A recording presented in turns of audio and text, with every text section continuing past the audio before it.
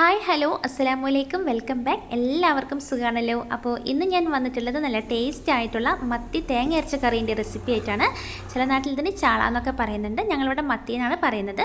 നല്ല ടേസ്റ്റാണ് കേട്ടോ ഈ കറിക്ക്. നമുക്ക് ബ്രേക്ക്ഫാസ്റ്റിൻ്റെ കൂടെയാണെങ്കിലും ഉച്ചയ്ക്ക് ചോറിൻ്റെ കൂടെയൊക്കെ ആണെങ്കിലും നല്ല അടിപൊളിയായിട്ട് കഴിക്കാൻ പറ്റണ നല്ലൊരു കറിയാണ്. അപ്പം എല്ലാവരും കണ്ടു നോക്കുക, എല്ലാവർക്കും ഇഷ്ടപ്പെടും. ഈ കറിക്ക് തേങ്ങ അരച്ച കറി ആയതുകൊണ്ട് തന്നെ ഒരു പ്രത്യേക ടേസ്റ്റ് തന്നെയുണ്ട് കേട്ടോ. രാവിലെയൊക്കെ ആണെങ്കിലും ഇത് മാത്രം മതി നമുക്ക് ദോശേൻ്റെ കൂടെയൊക്കെ. അപ്പോൾ നമുക്ക് എങ്ങനെയാണ് ഇത് തയ്യാറാക്കി എടുക്കുന്നതെന്ന് കണ്ടു നോക്കാം. അതിനായിട്ട് ഞാനിതിവിടെ മത്തി നല്ലതുപോലെ കഴുകി വൃത്തിയാക്കി എടുത്ത് വെച്ചിട്ടുണ്ട്. ഇനി കറി വെക്കാൻ ആവശ്യമായിട്ട് ഉള്ളിയും അതുപോലെ തന്നെ പച്ചമുളക്, തക്കാളി, ഇഞ്ചി, വെളുത്തുള്ളി കട്ട് ചെയ്തത്, കറിവേപ്പില, ഇത്രയും കൂടി ഞാനിവിടെ എടുത്ത് വെച്ചിട്ടുണ്ട്. ഈ കറിയിലേക്ക് ചെറിയുള്ളി ആണെങ്കിൽ നല്ല ടേസ്റ്റ് ആയിട്ടുണ്ടാവും. ഞാനിവിടെ സവാള തന്നെയാണ് എടുത്തിട്ടുള്ളത്. 2 കുടംപുളി ഞാനിവിടെ വെള്ളത്തിലിട്ട് വെച്ചിട്ടുണ്ട്. കുടംപുളി ഇടുമ്പോൾ നല്ല ടേസ്റ്റാണ് കേട്ടോ. അടുത്തതായിട്ട് ഞാനിവിടെ അരമുറി തേങ്ങ നല്ലതുപോലെ ചിരവിയതിന് ശേഷം നല്ലതുപോലെ പേസ്റ്റാക്കിയിട്ട് അരച്ചെടുത്തതാണ്. ഞാനിവിടെ മീൻ കുറച്ച് മാത്രം എടുത്തത് കൊണ്ടാണ് അരമുറി തേങ്ങ എടുത്തിട്ടുള്ളത്. നമ്മൾ മീൻ എടുക്കുന്നതിൻ്റെ അനുസരിച്ച് തേങ്ങേൻ്റെ അളവ് കൂട്ടുകയും കുറയ്ക്കുകയൊക്കെ ചെയ്യാം. ഇനി നമുക്ക് കറി വെക്കാൻ ആവശ്യമായിട്ട് നല്ലൊരു മൺചട്ടി അടുപ്പത്ത് വെച്ചിട്ടുണ്ട്. മൺചട്ടി നല്ലതുപോലെ ചൂടായതിന് ശേഷം അതിലേക്ക് ഞാനിവിടെ വെളിച്ചെണ്ണയാണ് ഒഴിച്ചു കൊടുത്തിട്ടുള്ളത്. വെളിച്ചെണ്ണ ഏകദേശം നല്ലതുപോലെ ചൂടായതിന് ശേഷം ഇതിലേക്ക് നമുക്ക് കട്ട് ചെയ്ത് വെച്ചിട്ടുള്ള ഇഞ്ചിയും അതുപോലെ തന്നെ വെളുത്തുള്ളിയും അതുപോലെ തന്നെ സവാളയും കൂടി ഇട്ട് കൊടുക്കുന്നുണ്ട്. നമുക്കിത് നല്ലതുപോലെ ഒന്ന് വഴറ്റിയെടുക്കണം. സവാളയും അതുപോലെ തന്നെ കറിവേപ്പിലയും പച്ചമുളകും കൂടി ഞാനിതിലേക്ക് ഇട്ട് കൊടുക്കുന്നുണ്ട്. ഇത്രയും ഇട്ട് കൊടുത്തതിന് ശേഷം നമുക്ക് ഇത് നല്ലതുപോലെ ഒന്ന് വഴറ്റി കൊടുക്കണം. ഇപ്പോൾ ഇതാ ഏകദേശം ഇതിൻ്റെ കളറൊക്കെ ഒന്ന് ചേഞ്ചായി വന്നിട്ടുണ്ട്. നല്ലതുപോലെ വഴറ്റി ഈ ഒരു കളറായി കഴിയുമ്പോഴാണ് നമുക്കിതിലേക്ക് ഇനി ആവശ്യമായിട്ടുള്ള പൊടികളൊക്കെ ചേർത്ത് കൊടുക്കാൻ വേണ്ടിയിട്ട്.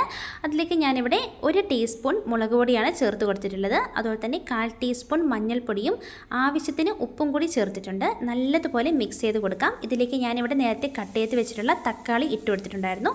തക്കാളിയും ഇട്ട് ഒന്ന് ചെറുതായി വഴറ്റിയതിന് ശേഷം നമുക്ക് ഇതിലേക്ക് 2 കുടംപുളി നമ്മൾ വെള്ളത്തിൽ ഇട്ട് വെച്ചിട്ടുണ്ടായിരുന്നു, അതും കൂടി ഇട്ടിട്ട് നല്ലതുപോലെ ഒന്ന് തിളപ്പിച്ചെടുക്കണം. തക്കാളിയും ആ പുളിയൊക്കെ ചേർത്ത് നല്ലതുപോലെ തിളച്ചതിന് ശേഷം നമ്മൾ നേരത്തെ അരച്ച് വെച്ചിട്ടുള്ള ആ തേങ്ങേൻ്റെ കൂട്ടും കൂടി ഇതിലേക്ക് ചേർത്ത് കൊടുക്കാം.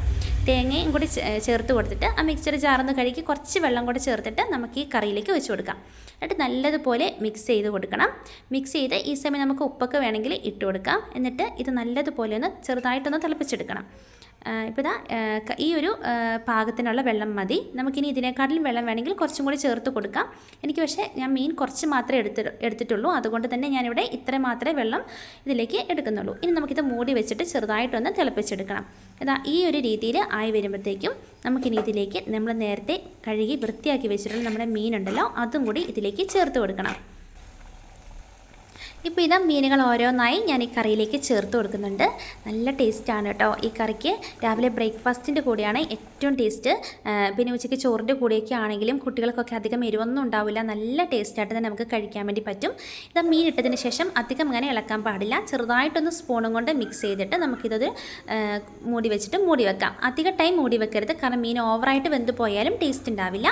കുറഞ്ഞത് ഒരു മീഡിയം ഫ്ലെയിമിൽ നമുക്കൊരു 10 മിനിറ്റ് വേവിച്ചാൽ മാത്രം മതി. 10 മിനിറ്റ് വേവിക്കേണ്ട ആവശ്യമില്ല, അതിന് മുന്നേ തന്നെ നമുക്കിത് വെന്തെടുക്കാൻ വേണ്ടി പറ്റും, കാരണം മൺചട്ടി ആയതുകൊണ്ട് നല്ല ചൂടുണ്ടാവും. ഇനി ഇതിലേക്ക് ഞാൻ കട്ട് ചെയ്യാത്ത 2 പച്ചമുളകും നടുവേ ചെറുതായിട്ട് കട്ട് ചെയ്ത് ഒരു പച്ചമുളകും കൂടി ഇട്ട് കൊടുത്ത് കുറച്ച് കറിവേപ്പിലയും കൂടി ഞാൻ ഇതിലേക്ക് ഇട്ട് കൊടുക്കുന്നുണ്ട്. ഈ പച്ചമുളക് ഓവറായിട്ട് വേവില്ല, ഒരു ചെറിയ രീതിയിൽ മാത്രമേ വേവുള്ളൂ. നമുക്ക് ചോറിൻ്റെ കൂടെയൊക്കെ ഇങ്ങനെ കറി വെച്ച് കഴിക്കുമ്പം ഈ പച്ചമുളക് ഇങ്ങനെ കടിക്കുമ്പോൾ നല്ല ടേസ്റ്റാണ് കേട്ടോ. അപ്പം ഇതുപോലൊന്ന് തയ്യാറാക്കി നോക്കാം കേട്ടോ, നല്ല ടേസ്റ്റാണ്.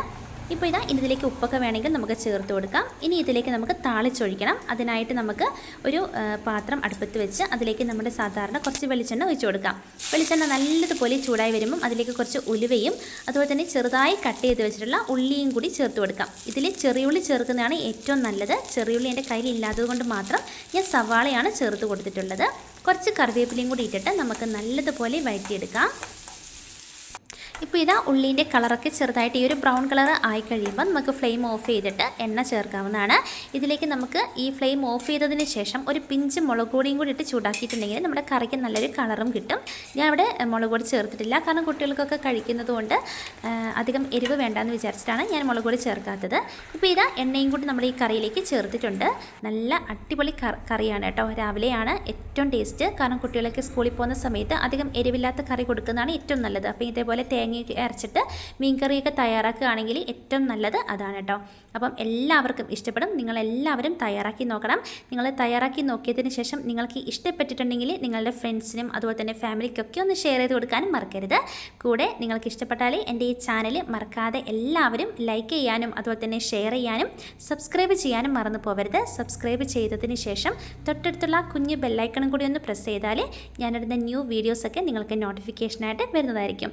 അപ്പോൾ എല്ലാവർക്കും ഇഷ്ടപ്പെട്ടെന്ന് വിചാരിക്കുന്നുണ്ട്. ഇനി അടുത്തതായിട്ട് ഇതുപോലത്തെ നല്ലൊരു റെസിപ്പിയുമായിട്ട് കാണുന്നിടം വരെ bye from Asna Yasmin. Thank you all.